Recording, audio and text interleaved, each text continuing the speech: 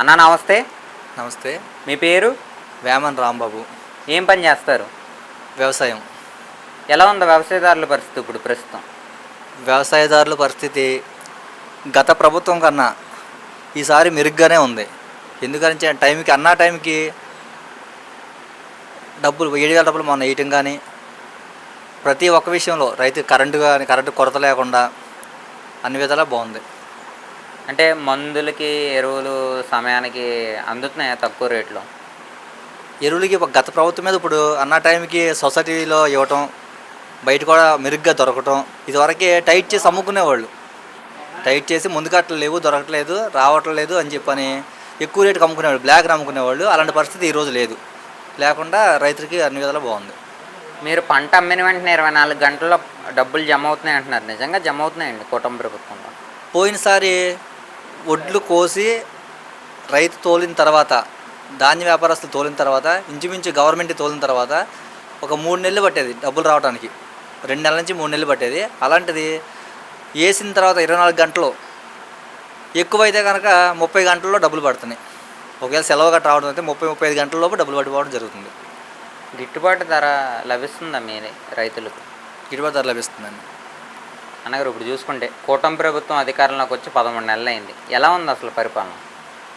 కూటమి ప్రభుత్వం అధికారంలోకి వచ్చిన తర్వాత ప్రతి ఒక్కరూ, ప్రజలనే వాళ్ళు ప్రతి ఒక్కరూ కూడా స్వేచ్ఛగా ఇంట్లో పడుకుని నిద్రపోయే పరిస్థితి ఉంది. అంతకుముందు ఎటు నుంచి వెళ్తే, ఎవరితో మాట్లాడితే ఏ గొడవ వస్తుందా అని భయపడుతూ బ్రతికేవాళ్ళు ప్రజలు కూడా. అంటే వైసీపీ ప్రభుత్వం ఉండగా టీడీపీ వాళ్ళతో మాట్లాడితే మాకేదన్నా చేయరేమో అనే భయంతో బతికేవాళ్ళు జనం. కానీ ఈరోజు టీడీపీ ప్రభుత్వం వచ్చిన తర్వాత, కూటమి ప్రభుత్వం వచ్చిన తర్వాత ఎటువంటి భయం లేదు. ప్రతి ఒక్కటి కూడా టైంకి టీడీపీయా, వైసీపీయా లేదా బీజేపీ అనేది లేకుండా, అంటే పార్టీలతో సంబంధం లేకుండా ఇప్పుడు తల్లికి వందనం వేశారు మొన్న. వైసీపీ అనేది చూడలేదు, లేదంటే కనుక వేరే పార్టీ అనేది చూడాల, ఏ పార్టీ చూడాల. ప్రతి ఒక్కరికి కూడా లబ్ధిదారులు అనుకున్నానికి ప్రతి ప్రజలకి అందుతుంది, ప్రతి ఒక్కరికి అందుతుంది. ఎలా అనిపించింది అన్నగారు? ఇప్పుడు పథకాలు, సూపర్ 6 పథకాలు అమలు చేస్తున్నారు, ఒక్కో పథకం అమలు చేసుకొచ్చారు. అసలు ఆ పథకాలన్నీ ప్రజలందరికీ అందుతున్నాయా? ఎలా అనిపించింది అసలు? ప్రతి ఒక్కరికి అందుతున్నాయా అంటే, ఇప్పుడు కరెంటు బిల్లు, ఇప్పుడు తల్లికి వందనం ఉంది. కొంతమందికి కరెంటు బిల్లు ఎక్కువ ఉండటం వల్ల, లేదంటే కనుక ఒక్కొక్కరి పేరే 4 మీటర్లు ఉండడం వల్ల ఫస్ట్ టర్మ్లో ఆగినాయి. కానీ సెకండ్ టైంలో ప్రతి ఒక్కటి 98% అయిపోయినాయి. ఇంకా 2% బ్రేక్ అయినాయి. అది కూడా తప్పనిసరిగా కూటమి ప్రభుత్వం చేస్తూనే తెలియజేస్తున్నాను. ఇప్పుడు చూసుకుంటే మీలాంటి రైతులను కూటమి ప్రభుత్వం ఇంకే విధంగా ఆదుకుంటే బాగుంటుంది అంటారు? మాలాంటి రైతులను ఆదుకోవటం అంటే, ఇదివరకే వైసీపీ ప్రభుత్వంలో పామాయిల్ మొక్క కావాలి అంటే 500 రూపాయల నుంచి 400 నుంచి 500 రూపాయలు డబ్బులు పెట్టి కొనుక్కుని చేలో వేసుకునే పరిస్థితి. అది సబ్సిడీ ఉండేది కాదు అప్పుడు. ఓన్లీ మాది మొత్తం పామాయిలే. 20 ఎకరాలు ఉంది, 20 ఎకరాలు కూడా పామాయిలే మాది. అంతకుముందు మేము మొక్కలేసినప్పుడు, పోయినసారి ఫస్ట్ మేము మొక్కలేసినప్పుడు సబ్సిడీ వచ్చేది. కానీ ఈసారి వైసీపీ ప్రభుత్వంలో మాది తోట ముదిరిపోయింది, మొక్కలు ఇవ్వాలని చెప్పని వాళ్ళని కోరితే ఒక్కొక్క మొక్క వచ్చి 500, 400 నుంచి 500 కొనుక్కోవాలని చెప్పి అన్నారు. కానీ మళ్ళీ కూటమి ప్రభుత్వం వచ్చిన తర్వాత ఆ పెద్ద మొక్క ఏదైతే ఉందో దాన్ని తొలగించండి, మీకు చిన్న మొక్క ఇస్తాం, మళ్ళీ సబ్సిడీ ఇస్తామని చెప్పి అని అన్నారు. ఈ మాత్రం చేస్తే చాలని చెప్పి నేను అనుకుంటున్నాను. ఇప్పుడు చూసుకుంటే గత 5 సంవత్సరాల్లో లా అండ్ ఆర్డర్ పరిస్థితి ఎలా ఉంది? కూటమి ప్రభుత్వం వచ్చిన తర్వాత ఎలా ఉంది? గత 5 సంవత్సరాల్లో జగన్మోహన్ రెడ్డి పరిపాలన మీరు చూశారు, ఇప్పుడు 1.5 సంవత్సరం కూటమి ప్రభుత్వ పరిపాలన చూశారు. ఎలా ఉంది అసలు? వైసీపీ ప్రభుత్వంలో ఉండగా టీడీపీ నాయకులు అన్న వాళ్ళు కానీ ఎవరైనా వెళ్ళి ఒక స్టేషన్లో కంప్లైంట్ చేయాలంటే, కంప్లైంట్ చేస్తే అక్కడ ఉన్న డిపార్ట్మెంట్ కన్నా ముందు వైసీపీ నాయకుల దగ్గరికి వెళ్ళి వాళ్ళ కాళ్ళు నొక్కితే కానీ పనిచేసేవాళ్ళు కాదు. నాయకుడి కాళ్ళు నొక్కితే వాళ్ళు చెప్తే అప్పుడు డిపార్ట్మెంట్ పనిచేసేది. కానీ ఈ ప్రభుత్వం వచ్చిన తర్వాత ఎవరైనా వెళ్ళి వాళ్ళకి అన్యాయం జరుగుతున్నప్పుడు కేసు పెట్టినా, ఇంకోటి చేసినా ఖచ్చితంగా దాన్ని స్పందించే పరిస్థితి ఉంటుంది. స్పందిస్తున్నారు కూడా తెలియజేస్తున్నారు. అసలు లా అండ్ ఆర్డర్ ఇష్యూ ఎలా ఉందండి? అంటే పోలీసు వారు చర్య ఎలా ఉంది? గత 5 సంవత్సరాలు గంజాయి రాజ్యం అని బయట చాలా మాట వినపడుతుంది, రౌడీ రాజ్యం అని. ఇప్పుడు ఎలా ఉంది కూటమి ప్రభుత్వం వచ్చిన తర్వాత? ప్రజలు స్వేచ్ఛగా బయట తిరగలుగుతున్నారా? మహిళల పరిస్థితి ఎలా ఉంది అసలు? గంజాయి రాజ్యం అని చెప్పి అన్నారు మీరు. గంజాయి రాజ్యం తెచ్చేది మందు తెచ్చేవాళ్ళు. ఇదివరకే ఊళ్ళో తెచ్చి రూపాయల క్వార్టర్ని 200 చేశారు దాన్ని. 200 క్వార్టర్ ఇక్కడ తెచ్చి 100 రూపాయలు పెంచి అమ్ముకునేవాళ్ళు. దానికన్నా మనం గంజాయి కొనుక్కొని తాగడమే మంచిది అని చెప్పని అప్పుడు ఏం చేసేవాళ్ళు అంటే గంజాయి కొనుక్కొని తాగేవాళ్ళు కుర్రోళ్ళు. అలా గంజాయి తాగిన తిమ్మురులో ఆడవాళ్ళని ఏదిచ్చడం కానీ అలా జరిగేది. కానీ ఇప్పుడు ఏమైంది, మందు ధరలు తగ్గిన తర్వాత ముందే తాగుతున్నారు, ఎవరి జోలికి పోవట్లేదు, ప్రశాంతమైన జీవితం గడుపుతున్నారు. ఇప్పుడు చూసుకుంటే ఇప్పుడు గత 5 సంవత్సరాలు కానీ ఇప్పుడు సంవత్సరంన్నర కానీ ఇప్పుడు గత 5 సంవత్సరాల్లో జగన్మోహన్ రెడ్డి ఉద్యోగాలు ఇచ్చాను, అభివృద్ధి చేశాను, ప్రజలందరికీ వాలంటీర్లు చేసి పథకాలన్నీ అందించానని మాట్లాడుతున్నారు. ఏమంటారు మీరు దానికి? గత ప్రభుత్వంలో వాలంటీర్లు ఇచ్చిన మాట వాస్తవమే. టీడీపీ ప్రభుత్వం వచ్చిన తర్వాత వాలంటీర్లు తీసేశారు అని చెప్పని ఆరోపణలు చేస్తున్నారు చాలామంది.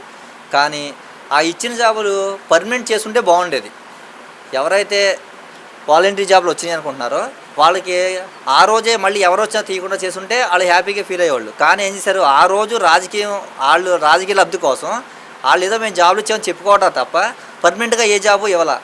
కానీ ఈరోజు కూటమి ప్రభుత్వం వచ్చిన తర్వాత ఇచ్చే ప్రతి జాబు వాళ్ళ జీవితాంతకాలం ఉండేటట్టుగా ఇస్తున్నారు తప్ప వచ్చారు తీసేశారన్న జాబు ఆ ప్రయత్నం అయితే ఉండట్లేదు. అమరావతి రాజధాని 5 సంవత్సరాలు అభివృద్ధి చెంది నిరుద్యోగులకు ఉద్యోగ అవకాశాలు కల్పించే అవకాశం ఉందంటారు ఆంధ్ర రాష్ట్రానికి బయట నుంచి వచ్చే కంపెనీలే ఈరోజు ఇక్కడ డెవలప్మెంట్ చేస్తున్నాయి.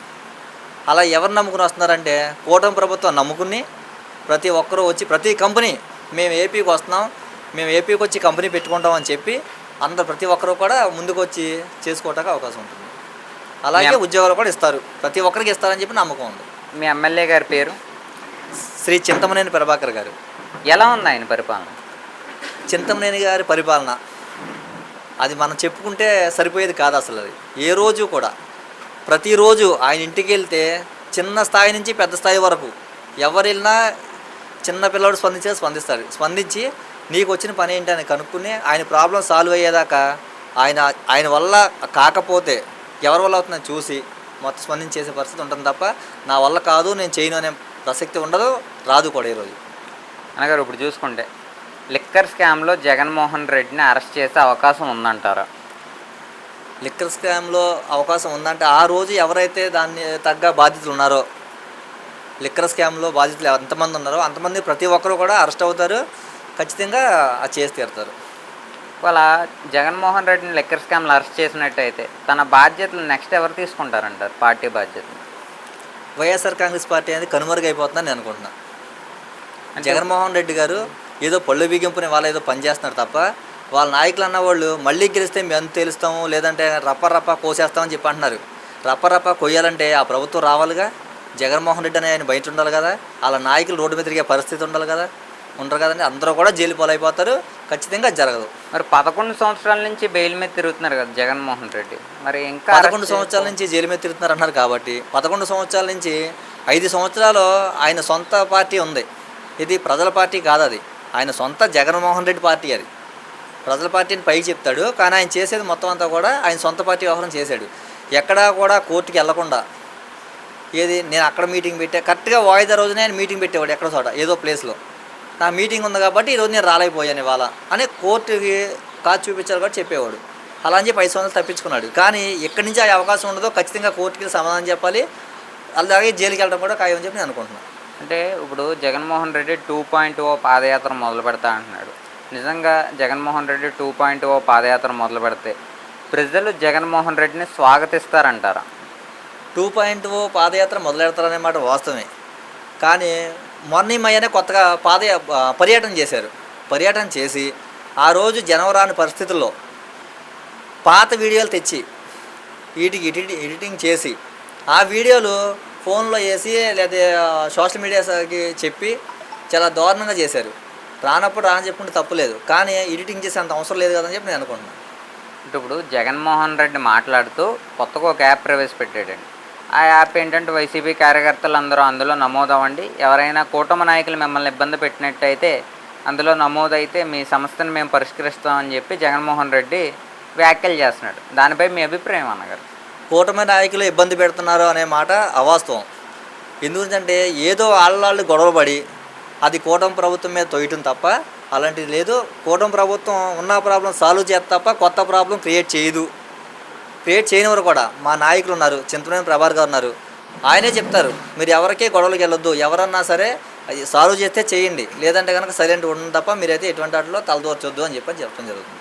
కూటమి ప్రభుత్వానికి 100కి ఎన్ని మార్కులు ఇస్తారు అన్నగారు? 100కి 100 మార్కులు కూటమి ప్రభుత్వానికి ఇస్తాం. ఎందు గురించి అని మీరు అడగొచ్చు. 100కి 100 ఎలా ఇచ్చారని చెప్పి అనొచ్చు. పోయిన 5 సంవత్సరాల్లో డెవలప్మెంట్ ఎక్కడ అయింది? ఎక్కడ అవలా. 3 క్యాపిటల్స్ ఇస్తా అన్నారు, ఒక్కసారి కూడా డెవలప్మెంట్ లేదు. వాళ్ళ ఇల్లు కట్టుకోవడానికి, వాళ్ళు కోట్లు నిలవేసుకోవడానికి చేశారు తప్ప డెవలప్మెంట్ ఆలోచన. ఇవాళ పోలవరం ప్రాజెక్టు ఉంది, పోలవరం ప్రాజెక్టు పరుగులు తీస్తుంది. అలాగే అమరావతి ఉంది, అమరావతి అనేక రకమైన తుప్పలు ములిసిపోయి అక్కడ వెళ్ళి చూస్తే అటు లేనటువంటి తుప్పలు లేవు ఏది వైఎస్ఆర్సీపీ ప్రభుత్వంలో. కానీ గెలిచిన తర్వాత నెల రోజుల్లో అమరావతి ఎలా ఉండాలి అనేది అక్కడ చంద్రబాబు గారు చూపించారని చెప్పి నేను తెలియజేస్తున్నాను. థ్యాంక్ యూ అన్న.